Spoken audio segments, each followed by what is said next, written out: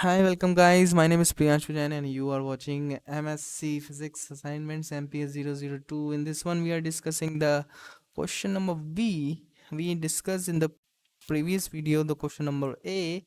Now here we are discussing question number B. Before starting this, I want to share something. We are providing all the solutions in a PDF form in your WhatsApp in the PDF. So if you need answers of this PDF or questions, so you can contact us on our WhatsApp number and we provide all the solution in a day with very minimum charges.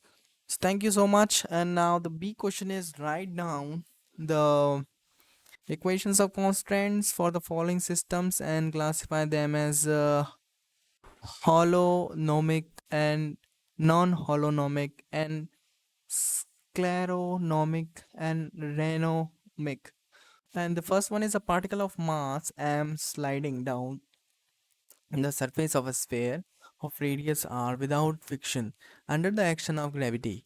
Second is a simple pendulum of length L for which the point of support is oscillating very vertically with an angular speed omega and amplitude A. So this is the question, and if you need answer, so kindly contact us without any hesitation on our own number.